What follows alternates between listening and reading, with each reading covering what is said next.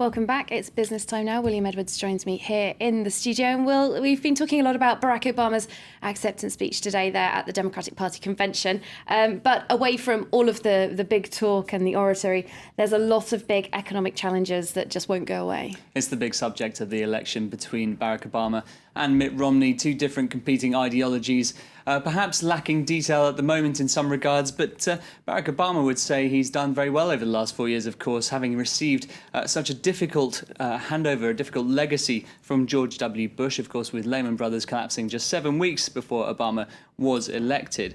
The banking system did hold up, of course, due to his use of stress tests and targeted financial aid. Then, of course, there was the car industry he would cite as well as part of his CV for the economy, saving it from bankruptcy in 2009 to booming sales last month. But here's the challenge. Jobs are coming back, but much more slowly than anyone would have hoped for. Unemployment, you can see there, is still at 8.3% all these years after the depths of the crisis back in 2008 to 2009. So that is really what's going to be difficult for Obama. And meanwhile, the jobs that are coming back are those at the bottom end of the pay scale, as our correspondents have been finding out in Miami. Packed restaurants keep the waitstaffs busy in Miami Beach, but make no mistake, South Florida's recovery remains fragile. Job security is low, and people can't be choosy when it comes to where they work. After 10 years without a job, Sally Grota's just taken a server position in this restaurant. She comes in every evening at 5, but she never knows if she's going to stay. There's not that many people in here, so they might not need me all that long. It is called a 0-hour contract, and it has become the norm for many companies. For those who are lucky enough to work a full shift, minimum wage is the most frequent pay, according to this social worker. She coordinates donations for poor families in Central Florida. Employers have, the ability not to pay as much because they have so many people wanting to work, so many qualified people to work. Even as the economy recovers, the income gap is widening. 60% of the new hires earn less than $14 an hour. The jobs that are being created are mostly lower income jobs, and those are coming back at a higher rate than or in proportion to the jobs that we lost. So we lost a lot of higher income and middle income jobs, but the ones that seem to be coming back are the lower paying jobs. After the recession hit in late 2007, unemployment doubled to 10%. Many believe unemployment will never come back to the 5% rate that prevailed when the economy roared. Yeah, undeniably very tough times for the US economy. But there was one bit of good news for Barack Obama yesterday. Yeah, while unemployment may be stubbornly high still, the markets are doing rather well in the US. The Dow Jones Industrial Average yesterday managed to get back to levels last seen in 2007. There you go. There you can see it was last this high on, in fact, December the 28th, 2007, just before the financial crisis really bit. Okay.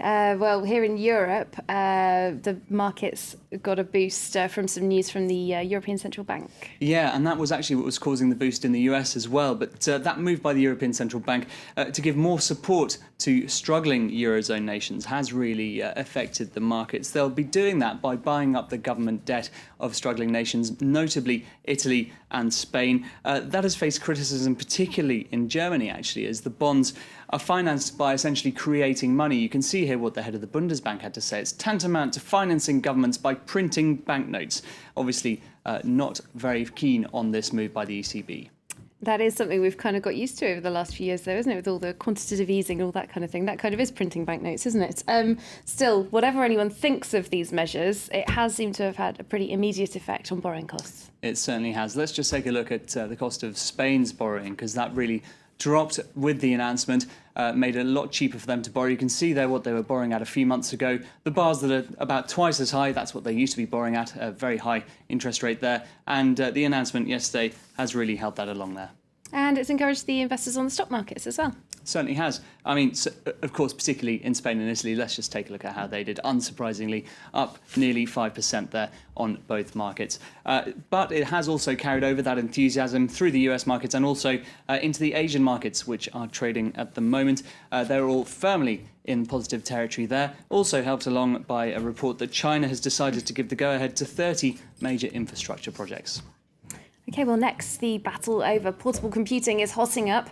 Amazon announced the latest version of its tablet computers on Thursday.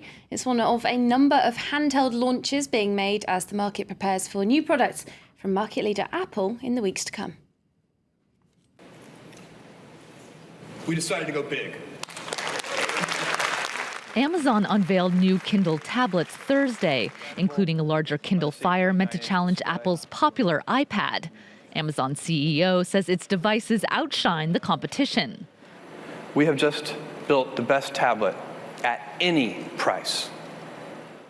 Amazon's flashiest new tablet is the Kindle Fire HD.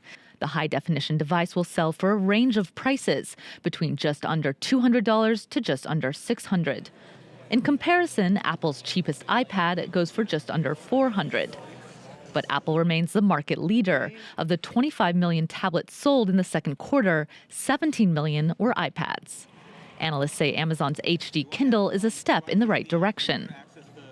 So they delivered us this new Kindle HD, which keeps the pace on prices, gets a little ahead of the Nexus in terms of specs, and keeps that really easy to use Amazon operating system. So I think they're keeping pace, and they're keeping themselves in the game. Amazon also refreshed its line of Paperwhite Kindles, basic black and white e-readers.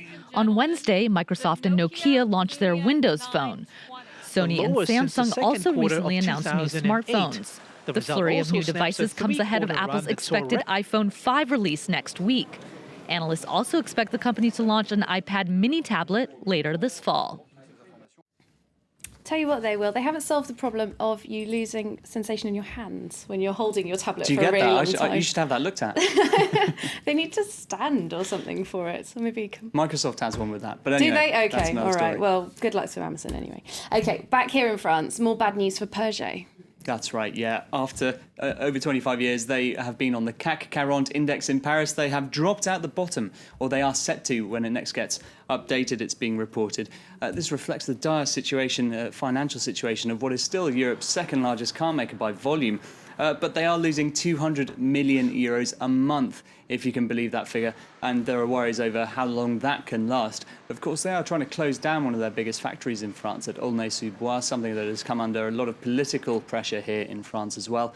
But while other companies have diversified, including, say, Renault, they're still not having a great time financially, but they are in other countries and outside Europe, crucially, because Europe is where the sales are really flagging at the moment.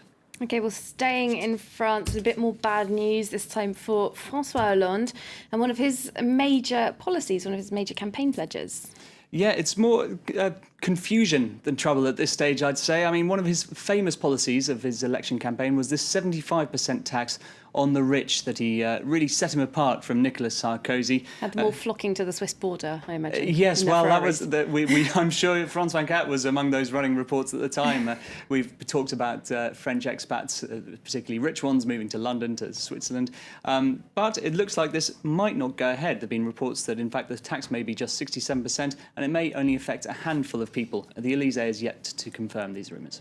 Okay, neither of us in that tax bracket for the time being. Not yet, Kat, not yet. Thanks very much, William Edwards. With the business news, that's it from us for the time being. Do stay with us. We're going to have a short break, then more headlines with Lorna Shaddock.